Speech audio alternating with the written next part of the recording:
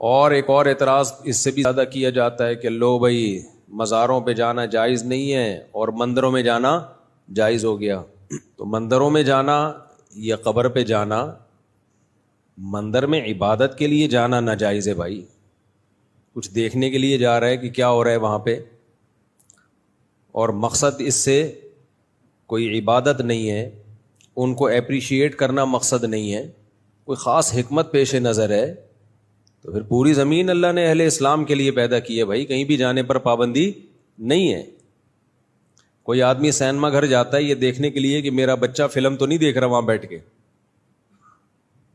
آپ نے اس کو پکڑ لیا، لو بھائی دوسروں کو کہتے ہو سینما گھر جانا حرام ہے اور خود کہاں گئے ہوئے تھے؟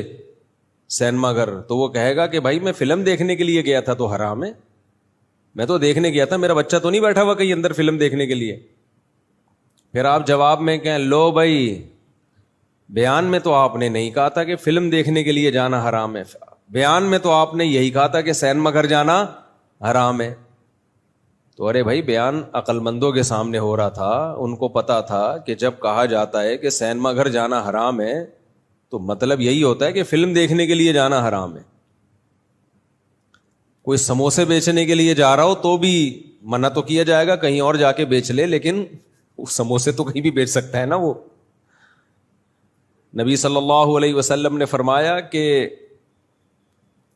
قرب قیامت میں ایک لشکر حملہ کرے گا بیت اللہ پر،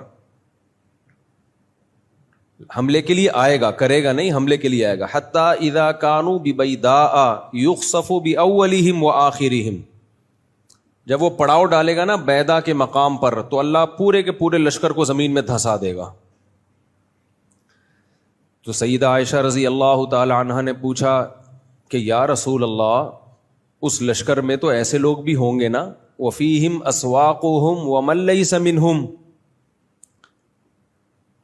کہ وہ سارے تو حملہ کرنے کے لیے نہیں آئے ہوں گے جن کو اللہ نے دھسا دیا، کچھ لوگ مجمع دیکھ کے ٹھیلا لگانے بھی آ جاتے ہیں. جہاں مجمع ہوتا ہے گول گپے، گولے گنڈے، کرارے پاپڑے، جوس، بوتلیں، آوازیں آتی ہیں نا اسٹیشن سے. جب آپ اسٹیشن پہ گاڑی روکتی ہے تو کیا کیا آوازیں آ رہی ہوتی ہیں؟ ابھی میں کیا آوازیں، کبھی اکیلے میں آؤ گے تو پوری ایک نقل اتار کے بتاؤں گا، ہم نے تو بہت سفر کیا نا ٹرینوں میں. کرارے پاپڑے بولنے میں بڑا مزہ آتا تھا، کرارے پاپڑے. خیر، تو جب گاڑی اسٹیشن پہ رکتی ہے، بیسیوں قسم کے لوگ ٹرین میں چڑھتے ہیں، ان کا مقصد گاڑی میں سفر کرنا نہیں ہوتا. خیر، تو نبی صلی اللہ علیہ وسلم نے فرمایا کہ جب وہ لشکر دھسایا جائے گا تو A to Z سب دھس جائیں گے زمین میں. تو سیدہ عائشہ نے عرض کیا یا رسول اللہ، یعنی حضرت عائشہ کا مقصد یہ تھا کہ جب اتنا بڑا مجمع کہیں آ کے ٹھہرتا ہے تو لوگ چیزیں بیچنے کے لیے بھی آ جاتے ہیں اور ویسے ہی دیکھنے کے لیے بھی آ جاتے ہیں کیا ہو رہا ہے یہاں پہ. تو ان کی نیت تو نہیں تھی مکہ پہ حملہ کرنے کی، یہ تو کاروبار کے لیے آ گئے. تو آپ نے فرمایا یخسف باولہم وآخرہم ثم یبعثون علی نیاتہم، زمینی عذاب تو سب کو آئے گا. زمینی عذاب یہ نہیں دیکھتا کہ نیک کون ہے برا کون ہے، اس کی نیت کیا تھی. جب زلزلے آتے ہیں سب کو لپیٹتا ہے زلزلہ. فرمایا ہاں آخرت میں اللہ چھانٹی کر دے گا، نیت پر حساب و کتاب ہوگا، کون کس نیت سے آیا تھا، کون کس سلسلے میں آیا تھا. جو آیا تھا مکہ پہ حملہ کرنے کے سلسلے میں وہ جہنم میں، اور جو ویسے ہی آئے تھے کسی کام سے آئے تھے ان کو اللہ عذاب نہیں دے گا. تو اس سے پتہ چلتا ہے بھائی جو بھی کہیں جاتا ہے اس سے پوچھا جائے گا. کوئی شراب خانے میں مولوی صاحب بیٹھے ہوئے ہیں، آپ نے ویڈیو وائرل کر دی، لو ہمیں شراب خانے جانے سے منع کرتے ہیں، خود کہاں بیٹھے ہوئے ہیں؟ شراب خانے میں. تو ان مولانا صاحب سے پوچھا جائے گا کس سلسلے میں گئے ہو. اگر وہ کہیں میں شرابیوں کو تبلیغ کے لیے گیا ہوں پھر تو جانا واجب ہے بھائی، کیا خیال ہے؟ تو کہیں تبلیغ تو مسجد میں ہوتی ہے. بھائی مسجد میں تو کسی حد تک نیک لوگ آتے ہیں، اصل تو ہوتی کہاں ہے؟ شراب خانوں میں تو ہوتی ہے اصل. تو آپ کہہ سکتے ہیں پھر تبلیغ والے شراب خانوں میں جاتے کیوں نہیں؟ وہ آنے نہیں دیتے ورنہ وہ چلے جائیں. تبلیغ والوں کو تو چاہیے موقع، بھائی ہمیں کہیں بھیجو. شراب خانوں میں بھی جا سکتے ہیں، کہیں بھی جا سکتے ہیں.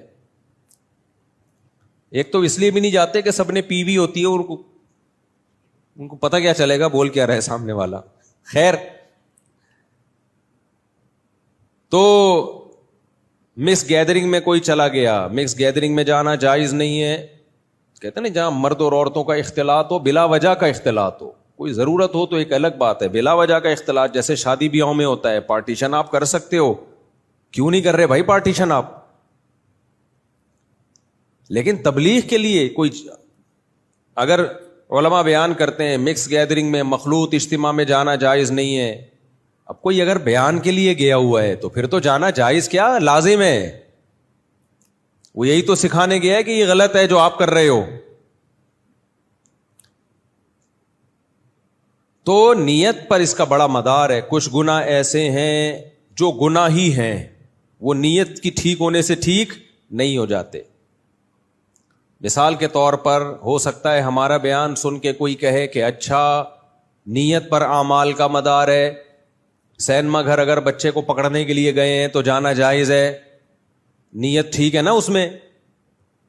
سموسے بیچنے کے لیے گیا ہے، فلم دیکھنے کے لیے نہیں گیا، نامناسب کام تو ہے، کہیں اور بیچ لے سموسے، لیکن اس کو پتا ہے ادھر جتنا سموسا بکے گا باہر نہیں بکے گا، تو اس کی سموسے کی آمدن کو آپ حرام نہیں کہہ سکتے. تو اب کوئی ہو سکتا ہے سن کے کہے اچھا جی نیت پر اعمال کا مدار ہے، اصل اعمال کس پر ہیں؟ نیت پر ہیں.